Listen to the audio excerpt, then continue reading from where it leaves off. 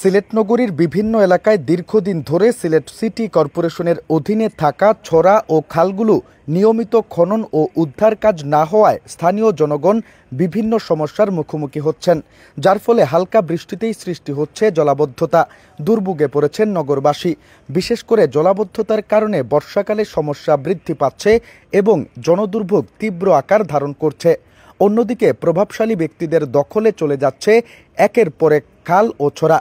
তার একটি সিলেট নগরীর ২২ ও ২৪ নম্বর ওয়ার্ডের সীমানা ছড়া, যে যার মতো করে দখল করে নির্মাণ করেছেন বাসাবাড়ি কিংবা দোকান কোঠা। সিসিকের ছড়া ও খালগুলো মূলত নগরীর জল নিষ্কাশন ব্যবস্থার অত্যন্ত গুরুত্বপূর্ণ অংশ। নগরীর বিভিন্ন এলাকা ঘুরে দেখা গেছে বহু পুরনো ছড়া ও খালের অস্তিত্ব এখন বিলীন প্রায়। ছড়া খাল দখল করে কোথাও কোথাও গড়ে উঠেছে স্থাপনা, কোথাও কোথাও আবার ফেলা হচ্ছে ময়লা আবর্জনা। স্থানীয়রা বলছেন, সিসিকের কাছে বারবার অভিযোগ জানালেও কর্তৃপক্ষ কার্যকর কোনো পদক্ষেপ নিচ্ছে না। এই ছড়া ও খালগুলো সঠিকভাবে কাজ না করলে বৃষ্টির পানি নিষ্কাশনে ব্যাঘাত ঘটবে এবং এলাকার সড়ক, গলি, আবাসিক ও বাণিজ্যিক ভবনগুলোতে হাঁটু পানি পর্যন্ত হয়ে থাকে। দীর্ঘদিন ধরে সঠিক পরিচ্ছন্নতা না হওয়ায় এসব খাল ও ছড়ায় আবর্জনা, পলিথিন, মাটি ও অন্যান্য বর্জ্যে ভর্তি হয়ে ধীরে ধীরে পুরোপুরি বন্ধ হয়ে গেছে। এতে পানি নিষ্কাশন ব্যবস্থা ধ্বংসের পথে, যার ফলে হালকা বৃষ্টিতে নগরী জুড়ে হাঁটু পানি হয়ে যায়। এলাকার বাসিন্দারা জানান, বর্ষাকালে যখন বৃষ্টি হয় তখন সঠিক রাস্তাঘাট না থাকার কারণে পানি দ্রুত নিষ্কাশিত হয় না, ফলে জলাবদ্ধতা সৃষ্টি হয়, যা গাড়ি চলাচল সহ সাধারণ মানুষের চলাচলে প্রতিবন্ধকতা সৃষ্টি করে। এমনকি পানিবন্দী হয়ে পড়ে অনেক ব্যবসা প্রতিষ্ঠান ও ঘরবাড়ি।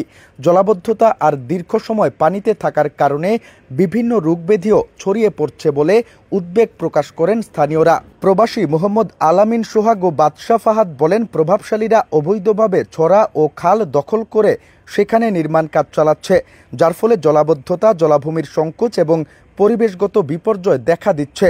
অন্যদিকে সিলেট সিটি কর্পোরেশন থেকে গত ১০ বছরেও ছড়া ও খাল উদ্ধারে কোনো উদ্যোগ নেওয়া হয়নি। এই পরিস্থিতির কারণে বৃষ্টির মৌসুমে সিলেট শহরের বেশ কিছু এলাকা জলমগ্ন হয়ে পড়ে।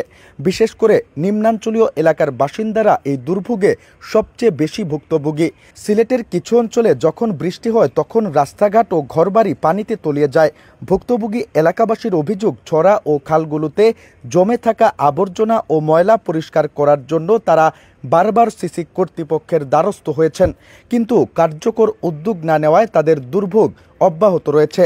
বিশেষ করে প্রবীণ ও শিশুদের জন্য এই পরিস্থিতি অত্যন্ত ঝুঁকিপূর্ণ হয়ে উঠেছে। তাদের দাবি, নগরীর জলাবদ্ধতা রোধে দ্রুত খাল ও ছড়া খননের কাজ শুরু করতে হবে এবং অবৈধ দখলদারীদের বিরুদ্ধে কঠোর ব্যবস্থা নিতে হবে। সিলেট সিটি কর্পোরেশনের প্রধান বর্জ্য ব্যবস্থাপনা কর্মকর্তা মোহাম্মদ একলিম আবেদিন বলেন, সিলেট সিটি কর্পোরেশনের প্রত্যেকটি ছড়া ও খাল পরিষ্কারের কাজ চলমান রয়েছে। তাছাড়া সিসিকের নতুন আওতাভুক্ত এলাকাসহ সবকয়টি ওয়ার্ড মিলিয়ে প্রায় ৪৭টি ছড়া রয়েছে। তার মধ্যে ২০ থেকে ২২টি ছড়ার কাজ সম্পন্ন হয়েছে। বাকি ছড়াগুলোর কাজ ধীরে ধীরে করা হবে। উপশহর এলাকার সাদারপাড়ায় যে ছড়া খাল রয়েছে সেটি আমার জানা নেই, তাই হয়তো উদ্ধার করা হয়নি। আমরা শীঘ্রই সরেজমিনে পরিদর্শন করে এই ছড়া খাল উদ্ধারের প্রয়োজনীয় ব্যবস্থা গ্রহণ করব।